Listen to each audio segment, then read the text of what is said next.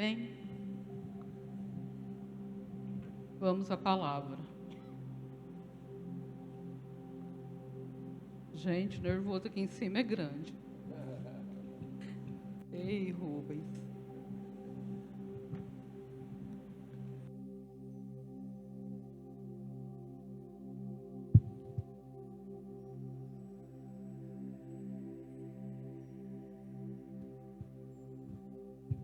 Eu tenho que achar a palavra, gente.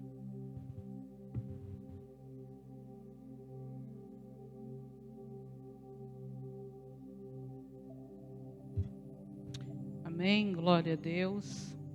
Quem crê que Jesus está nesse lugar? Amém? A palavra de Deus diz que onde duas ou mais pessoas se reunirem em seu nome, Ele estaria presente. Amém?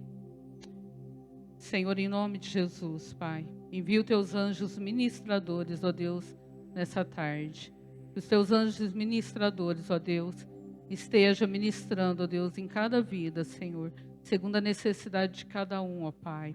O Senhor é aquele que traz vida à tua palavra, Deus. Traz vida à tua palavra, Senhor. E gera vida, Deus, em cada vida, Senhor, neste lugar, ó Pai. E aqueles que estão em casa, Senhor, que estão assistindo a essa ministração, ó Deus. O Senhor está no controle de tudo, ó Pai. Tudo é teu e tudo é para ti, Senhor. Tudo é para a tua honra e para a tua glória, Senhor. Amém. Amém. Eu quero falar sobre um encontro que pode mudar tudo. Amém? E para começar, eu quero ler João, Evangelho de João,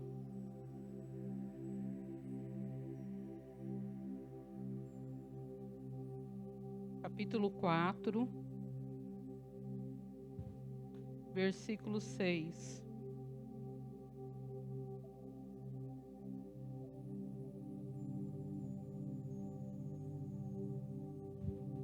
Amém?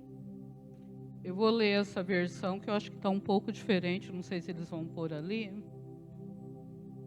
mas vamos lá. Havia ali o poço de Jacó. Era mais ou menos meio-dia, quando Jesus, cansado da longa caminhada, chegou e sentou-se ao lado do poço. Logo uma mulher samaritana veio tirar água. E Jesus lhe disse: dai-me um pouco de água. Ele estava sozinho naquela hora, porque os discípulos tinham ido à cidade comprar comida. A mulher samaritana ficou surpresa e lhe perguntou: como o Senhor, sendo um judeu, pede a mim, uma samaritana, água para beber? Ela disse isso porque os judeus não se dão com os samaritanos. Amém? A Bíblia diz que essa mulher, ela veio ao poço na hora sexta, isso é, meio-dia.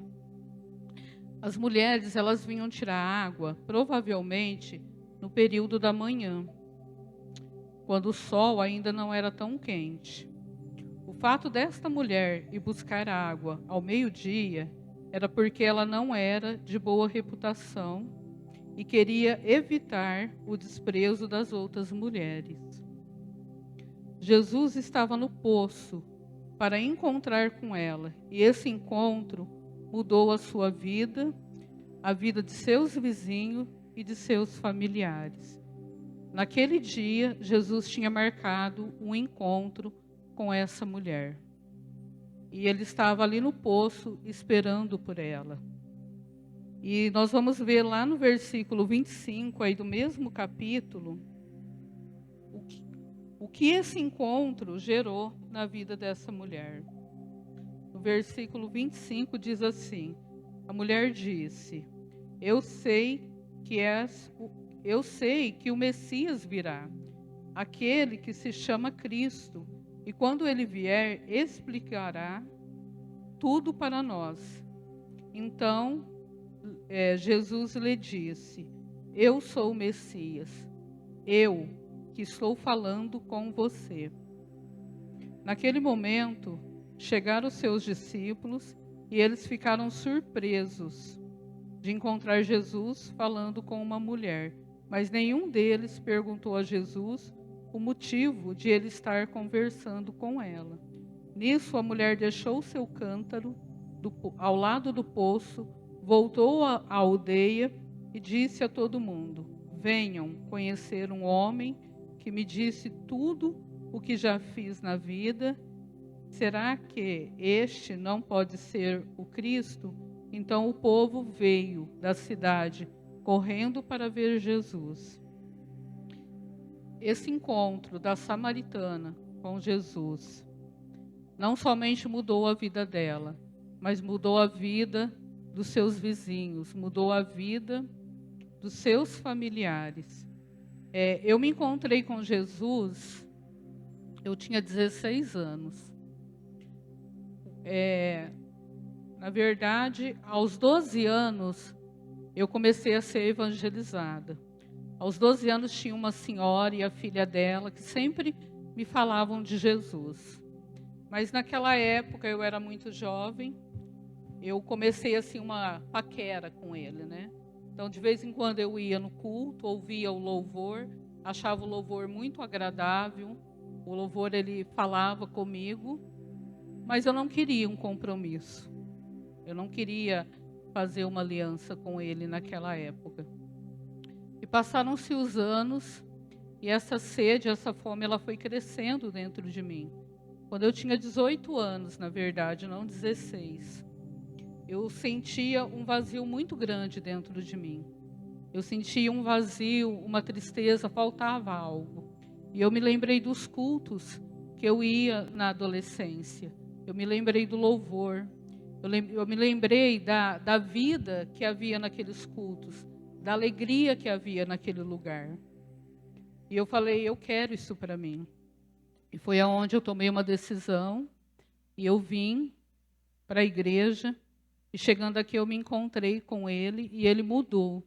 Ele mudou minha vida, ele mudou meu casamento, ele mudou a minha família. Na minha casa eu fui a primeira a me converter. E ninguém conhecia Jesus na minha família. Não tinha nenhum crente, pelo menos assim, dentro da casa da minha mãe. Eu tinha tios, tias, mas ali dentro da minha casa. Então eu fui a primeira que aceitou Jesus, que convidou ele, e teve esse encontro com ele. E através de mim, hoje os meus irmãos conhecem a palavra, minha mãe, ela conhece a palavra. Minha mãe era alcoólatra, a minha mãe ela era fumante. Hoje ela é liberta, para a honra e glória do Senhor, batizada. E os meus irmãos, todos eles conhecem a palavra de Deus.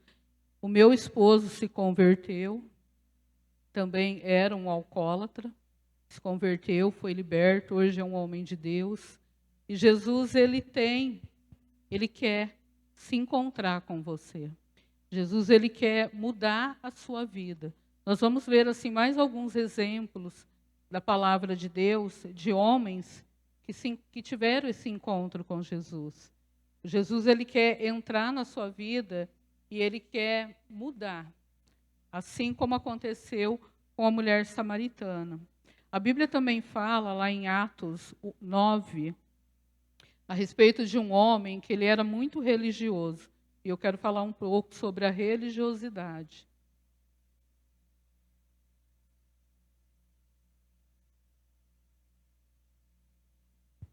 Atos capítulo 9.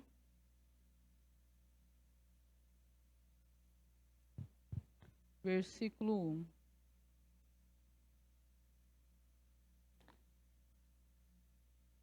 Atos 9, 1, de 1 a 9. Enquanto isso, Saulo ameaçava de morte os discípulos do Senhor. Dirigindo-se ao sumo sacerdote de Jerusalém, pediu-lhe carta para as sinagogas de Damasco. Pediu a cooperação deles na perseguição a todos os seguidores de Cristo que encontrassem ali. Todos os homens, mulheres, seguidores do caminho, para que pudesse levá-los presos para Jerusalém. Quando Saulo estava se aproximando de Damasco, em sua missão, de repente uma luz do céu brilhou ao redor dele. Ele caiu no chão e, ouvindo uma voz dizendo: Saulo, Saulo, por que você está me perseguindo? Quem é, Senhor? Perguntou Saulo. E a voz respondeu: Eu sou Jesus, aquele que você está perseguindo. Agora levante-se, entre na cidade e lá espere minhas próximas instruções. Os homens que estavam com Saulo ficaram mudos, porque ouviam a voz, mas não viam ninguém. Quando Saulo se levantou do chão, percebeu que estava cego, e ele teve de ser conduzido para Damasco. E esteve lá 3 dias e ficou sem comer e sem beber, isso é, de jejum. Saulo, um religioso, se encontra com Jesus, um assassino, um religioso assassino. Se encontra com Jesus no caminho de Damasco, e sua vida nunca mais é a mesma. Saulo era um religioso que matava em nome da sua religião, matava defendendo a sua fé. Saulo era o nome judaico de Paulo, que é mais conhecido por seu nome romano oficial. Ele nasceu na cidade de Roma, ele era de Tarso e possuía cidadania romana. Se tornou um erudito nas tradições judaicas, na interpretação das Escrituras, estudando aos pés de Gamaliel, como todos os meninos judeus. Paulo teve que aprender um novo ofício. Sua profissão era fazedor de tendas.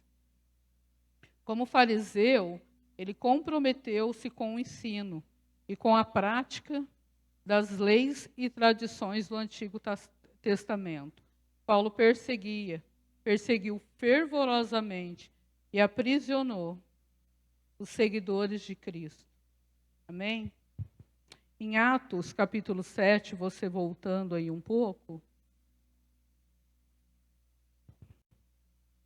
capítulo 7, versículo 57 e 58.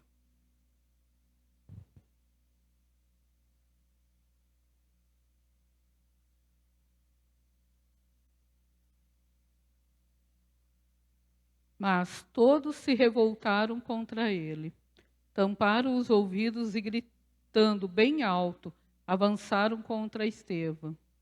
Arrastaram-no para fora da cidade e começaram a apedrejá-lo. As testemunhas tiraram seus casacos e os puseram aos pés de um jovem chamado Saulo. Então Saulo, ele defendia os cristãos, matava eles, porque ele achava que estava agradando a Deus. A religião, ela te aprisiona num sistema diabólico. Então, muitas vezes, você pode estar se perguntando, mas eu vou à igreja, eu ouço os cultos de vez em quando. Né? Mas a religião, ela te aprisiona. O que você precisa é de um encontro verdadeiro com Jesus. Quando Saulo se encontra com Jesus, a vida dele é mudada. E ele deixa de perseguir os cristãos. Agora ele conhece Jesus. Agora ele se relaciona com Jesus. E agora ele sai para cumprir o seu chamado. Então, a religião, ela é algo que ela vai te aprisionar em um sistema diabólico. Né? O que me chama a atenção na vida de Paulo é que ele perseguia o cristão em nome de Deus. Ele realmente achava que estava agradando a Deus com isso. Porque foi ensinado dessa forma. Quanta besteira você já fez em nome de uma religião, defendendo uma religião ou defendendo um Deus morto? Né? Eu lembro um dia, lá em casa, que eu já estava indo na igreja, e lá a gente tinha um amigo, um irmão que tinha convertido há pouco tempo. E ele não tinha muito discernimento, e ele foi lá em casa pregar para o meu esposo. Só que ele chegou lá atacando ele. Ele não chegou falando do amor de Deus. Ele chegou atacando, e ele falava até alguns versículos Mas só faltou mandar ele para o inferno, né? E o Marcos, ele foi ficando assim irritado, e ele até falou para ele, né, bem? Ele falou, tudo isso está escrito nessa Bíblia, porque teve uma hora que ele quase enfiou a Bíblia na cara dele. Ele catou a Bíblia da mão dele. Falou, tudo isso está escrito, então daí que eu vou queimar isso. Por quê? A falta de sabedoria, a falta de discernimento. Esse irmão, ele foi lá para atacar ele, praticamente. Ele não foi para falar do amor de Deus. Ele não foi lá para falar do amor de Jesus. Ele não foi lá para falar que Jesus morreu na cruz por ele, que Jesus estava disposto a perdoar os pecados dele, que Jesus ele queria transformar a vida dele. Ele foi lá e começou a acusar ele de várias coisas, falar várias coisas, né? Então, quanta besteira nós já fizemos em nome da religião, né? Quanta coisa errada nós já defendemos em nome de uma religião. E Jesus, ele não te chamou para uma religião. Jesus, ele te chamou para um relacionamento. Amém? Em Gálatas 2,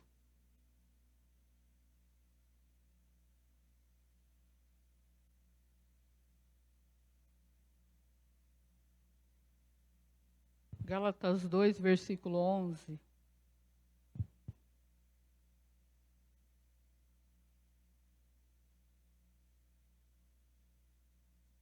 Eu vou dar um exemplo para vocês de religiosidade que muitas vezes nós cometemos, mesmo depois de crente. Gálatas capítulo 2, versículo 11.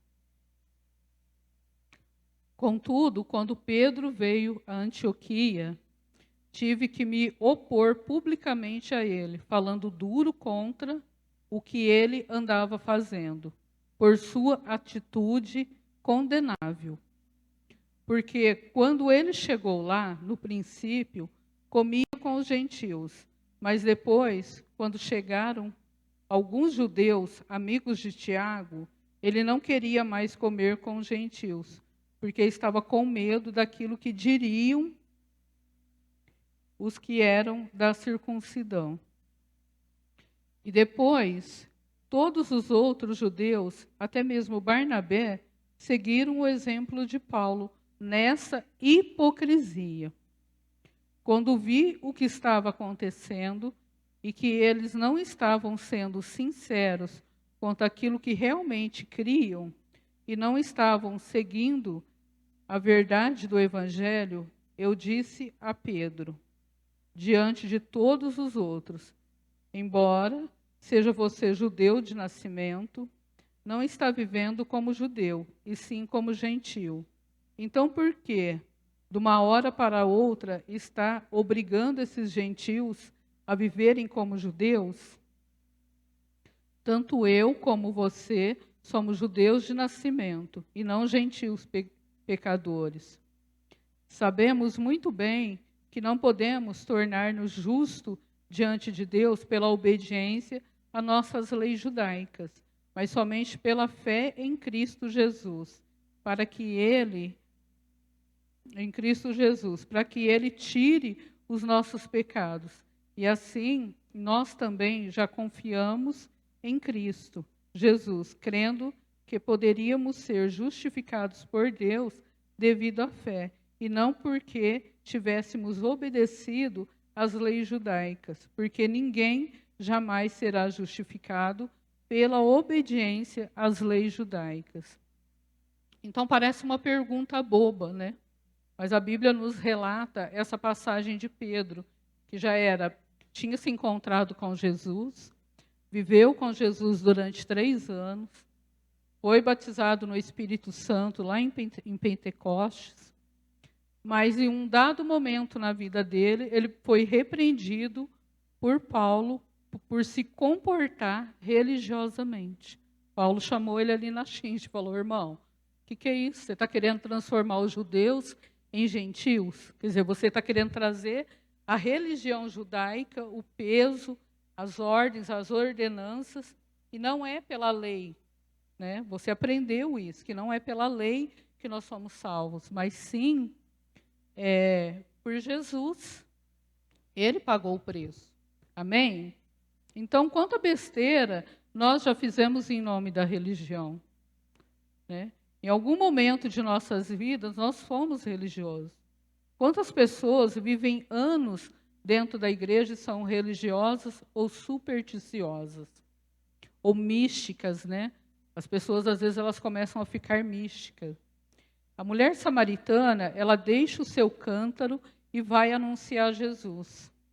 Saulo se põe de jejum 3 dias e, após ser ministrado por Ananias, também se torna um discípulo de Jesus e um anunciador da palavra de Deus, né?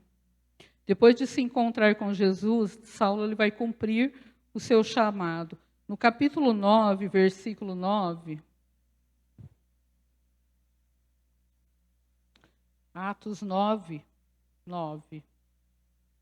Eu vou ler do 9 ao 15, depois eu vou ler o 18 e o 19.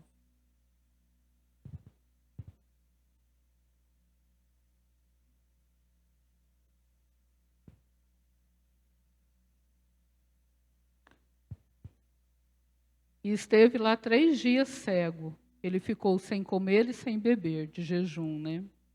Ora, em Damasco, um crente chamado Ananias, o Senhor falou com ele numa visão. Ananias, pronto, Senhor, respondeu ele.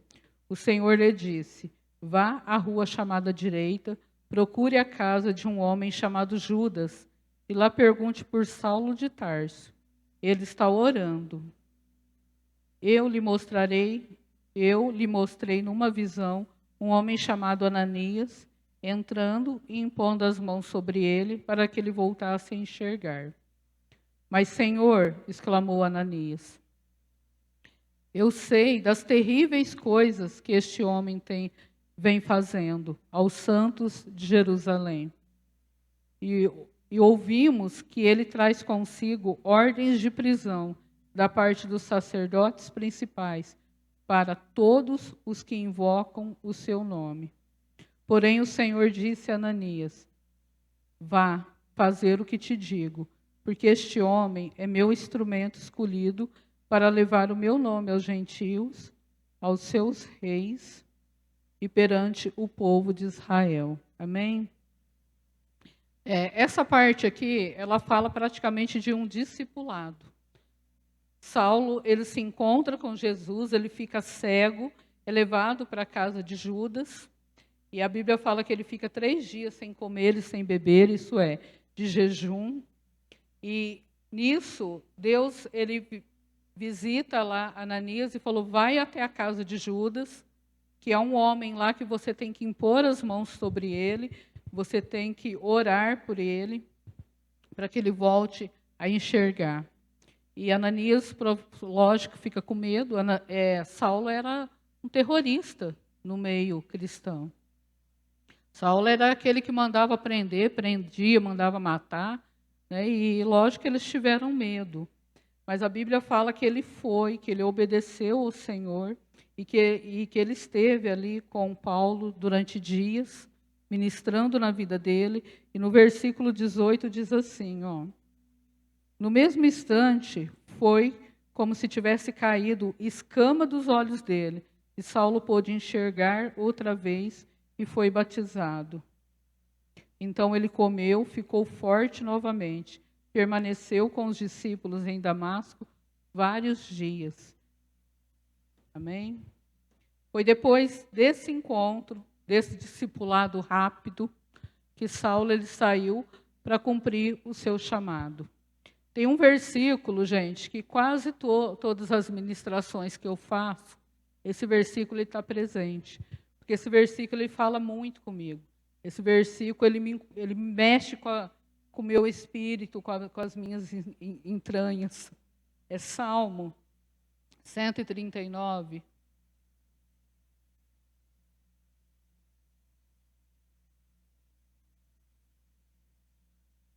Versículo 16. Acho que uns 3 ou 4 anos, o Espírito Santo ele ministra na minha vida esse versículo. Quando Deus falou isso comigo, foi muito forte. Ele falou assim, ó, antes de o meu corpo tomar forma humana, o Senhor já havia planejado todos os dias da minha vida. Cada um deles estava registrado no seu livro, antes de qualquer um deles existir. Amém? Um dia Deus falou isso comigo. E eu disse assim para o Senhor: Senhor, então tudo que eu tenho vivido está escrito no teu livro? Ele falou: não.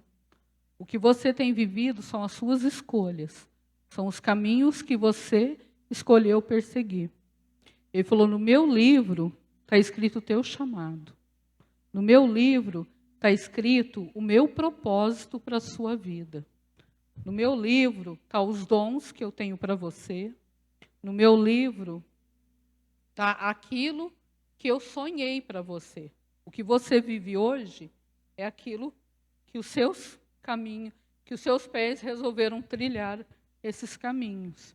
E eu chorei e eu falei: Jesus, então a partir de hoje eu quero viver o meu chamado. A partir de hoje eu quero viver o que está escrito nesse livro, né?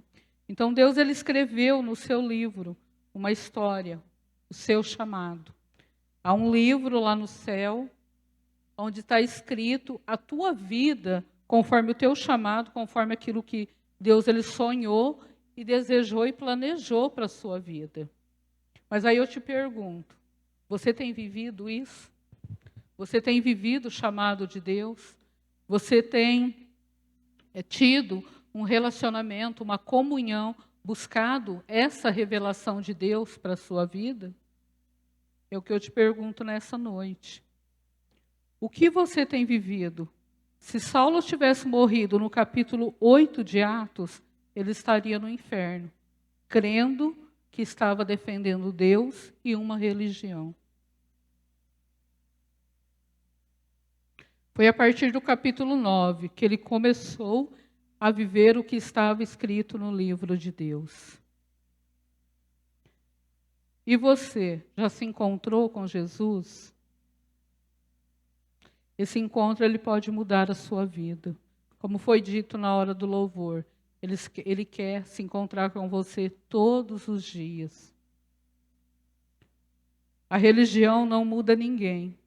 Doutrinas, leis, proibições só aprisiona a pessoa e impede ela de ter uma experiência verdadeira com o Senhor. Eu achei interessante, quando eu estava montando essa palavra, que confesso para vocês que essa palavra acho que foi montada há uns 2 anos atrás. Em 2 Reis, conta a história de Naamã, que eu acho que a maioria de vocês conhece. 2 Reis, capítulo 5, versículo 3. Eu vou ler alguns versículos para vocês acompanhar o meu raciocínio. Um dia, a menina disse à patroa: Senhora, se o meu senhor procurasse o profeta que mora em Samaria, tenho certeza que ele o curaria. Agora, o versículo 9. Então Naamã foi com seus carros e cavalos e parou à porta de Eliseu. Vou ler até o 11. E Eliseu mandou um mensageiro falar com Naamã, dizendo: Vai e lava-se 7 vezes na água do rio Jordão, e a sua pele será restaurada, e você ficará completamente curado. Mas Naamã não acreditou nessas palavras, pelo contrário, ficou indignado e falou com os que ali estavam: Vejam só, mandar eu me lavar no rio Jordão. Eu esperava que ele viesse falar comigo, que moveria as suas mãos sobre o lugar afetado pela lepra e oraria em nome do Senhor, seu Deus, e ordenaria que a doença saísse do meu corpo. Aí no versículo 13, mas os seus oficiais tentaram fazer Naamã mudar de ideia e lhe disseram: Senhor, se o profeta mandasse alguma coisa difícil para curar a sua lepra, o Senhor não faria imediatamente? Porque o Senhor não pode apenas ir e lavar-se, como ele disse, e ser purificado. E o 14. Então Naamã concordou em obedecer às palavras do profeta, e foi até o rio Jordão, e mergulhou nas águas 7 vezes, conforme a palavra do homem de Deus, e foi purificado. E depois, no 7º mergulho, viu que a pele do seu corpo estava completamente limpa, sem nenhum sinal de lepra, como uma criança. Glória a Deus. Essa menina, ela era escrava na casa de Naamã. E ali, conhecendo o Deus vivo e vendo o sofrimento do seu senhor, ela fala para a sua senhora: olha, se o meu senhor fosse até o profeta, o homem de Deus, ele seria curado.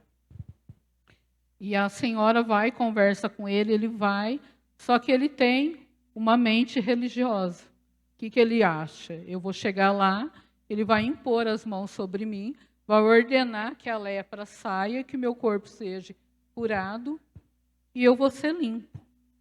Mas quando ele chega lá, ele sofre uma decepção. Por quê? Porque a esperança dele estava no homem de Deus. A esperança dele não estava no Deus vivo. E toda vez que nós colocamos a nossa esperança em homens, provavelmente a gente vai se decepcionar uma hora ou outra. Porque geralmente a pessoa, quando ela coloca a esperança em um homem, ela gera uma idolatria sobre aquele homem. Então, provavelmente, se Naamã fosse curado naquele momento, ele geraria uma idolatria, porque depois que ele recebe a cura, a Bíblia fala que ele quer voltar e dar presentes a Eliseu, que não recebe os presentes.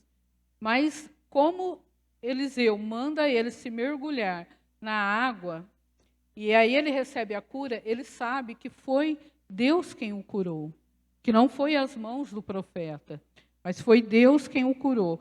Mas o que eu queria falar não é nem a respeito disso, vocês conhecem a história, mas a respeito de algo que acontece com ele depois. No versículo 17, ele diz assim: Naamã disse então: já que não aceitas um presente, que ele foi lá para presentear Eliseu pela cura, e Eliseu não recebe os presentes. Então Naamã disse, já que não aceita um presente, ao menos deixa-me levar de volta 2 das minhas mulas carregadas com terra daqui. Pois de agora em diante, o seu servo nunca mais oferecerá sacrifício queimados a outro Deus, a não ser ao Senhor, quer dizer, ao Deus eterno. Aí ele fala assim, há porém uma coisa que preciso explicar. Quando meu rei, meu senhor, apoiado em meu braço, entrar no templo do Deus Rimon, para o seu culto de adoração, e eu também tiver de me curvar, que o Senhor perdoe o seu servo. E eu achei incrível o que Eliseu responde para ele, aí no versículo 19. Ele podia ter falado assim para ele: você acabou de ser curado, cara. O que você está arrumando? Mas ele olha para ele e fala: vá em paz. Vá em paz, disse Eliseu. E Naamã começou a sua viagem de volta. E quando eu li isso na Bíblia, eu falei: Jesus, Espírito Santo, por que ele não orientou ele? É porque ele creu. Aqui Eliseu ele teve discernimento que o mesmo Deus que o curou, o mesmo Deus que trouxe, ia trazer a revelação a Naamã, ia concluir a obra que ele começou. Ele não colocou nenhum peso em cima dele. Ele falou: vá em paz. Porque ele creu que Deus ia concluir essa obra, que não era o momento de colocar um peso em cima dele. Ele até pega terras, e leva, e porque a intenção dele é montar um altar naquele lugar, num lugar vamos pôr assim, imundo espiritualmente, ele queria trazer uma terra que ele considerava que era de um lugar santo, e ali montar um altar para que ele adorasse a Deus e tivesse um relacionamento com Deus. E aí Eliseu disse para ele, vá em paz. E não colocou nenhum peso sobre ele, porque ele sabia que o mesmo Deus que começou a obra, ele ia terminar essa obra na vida de Naamã. Amém? Esse encontro também mudou a vida de Naamã e de tantos outros. Jesus, ele quer se encontrar com você. Não somente uma vez na vida, ele quer te encontrar todos os dias, como no jardim do Éden. Quando Deus ele criou Adão e Eva, ele criou para um relacionamento. Quando Jesus morreu na cruz, ele nos comprou das mãos do inimigo, para que nós fôssemos uma família, onde Deus é o Pai e nós somos seus filhos. Amém? Então, Jesus ele não quer se encontrar com você apenas uma vez ou quando você tem alguma necessidade. Mas Jesus ele quer se encontrar com você todos os dias. Né? Restaure o seu altar. Restaure o seu altar, que ele vem. Chama por ele e ele vem. E quando ele vem, milagres acontecem. Amém? Que Jesus ele seja o centro em mim e em nós.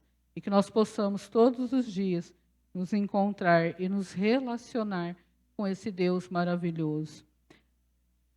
Com isso, o Espírito Santo, ele vai nos moldando. O Espírito Santo, ele vai trazendo a luz dentro de nós, mandando todas as trevas embora. Como Eliseu, ele creu que o Deus que começou a obra na vida de Naamã era poderoso para terminar.